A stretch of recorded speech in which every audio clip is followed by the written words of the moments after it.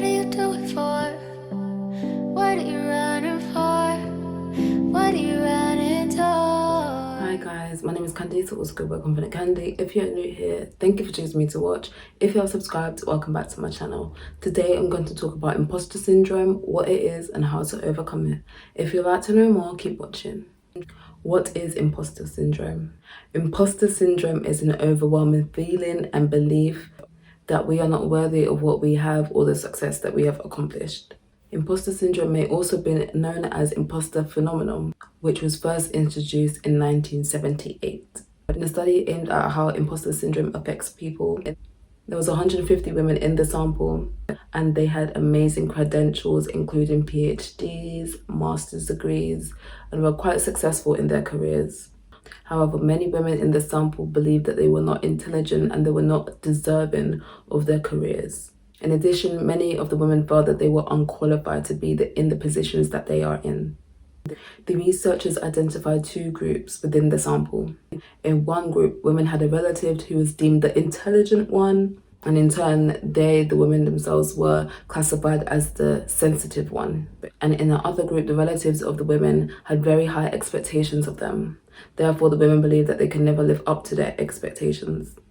Symptoms of imposter syndrome include the constant fear that you will not live up to the expectation you set yourself. You're an overachiever. You set goals that are not necessarily smart and may be unrealistic.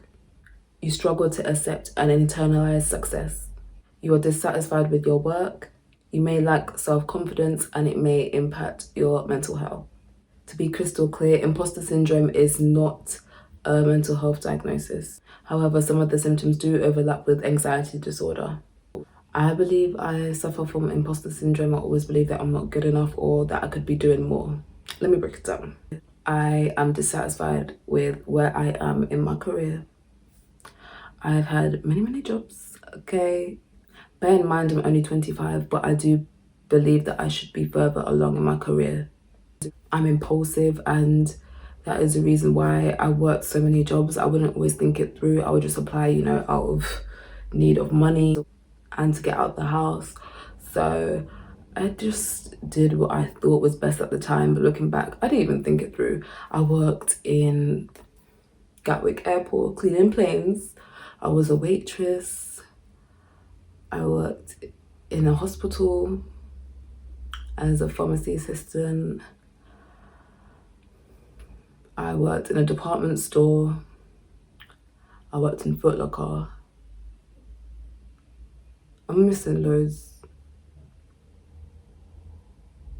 But that's just to name a few. And that does not relate to what I studied, which is business and psychology. And I also studied mental health and psychological therapies for my master's.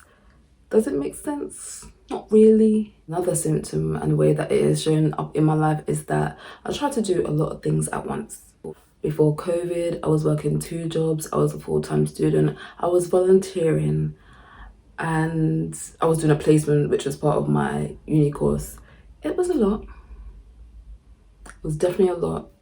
It was hectic. I was overwhelmed and it started to have an impact on my mental health. I can't do one thing at once. I have a blog, I have a YouTube. I'm full-time as a teaching assistant and it is a lot to juggle at times. Also, I have many things that I want to do and I believe that life is too short to wait for the perfect time. When will there ever be a perfect time?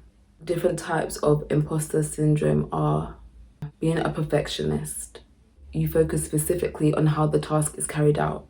You may set high standards for yourself and you also may be a control freak. You know everything about a particular subject and if you lack knowledge, you may feel inadequate. You're an expert. Soloist. You prefer to do tasks alone. The natural genius. You set very high standards for yourself and you want to get things right the first time. The superwoman man. We are workaholics and we struggle to relax and we believe that downtime should be productive. How to overcome imposter syndrome. Monitor your thoughts. When you observe negative thoughts flowing in, try to focus on the positive things. Think of the things that you excel at. Think of the accolades that you have so far. What I find helpful is keeping a journal and writing down the things that I'm grateful for and that I'm proud of myself for doing or have done or on the path to accomplishing. Regardless of how my day went, I always make sure that I find something to be positive about. Don't compare yourself. We are all on our own individual paths, and I find that sometimes I compare myself to people on social media. If I'm totally honest, then the thoughts flood my mind. Why don't I look like that? Why don't I have as many followers?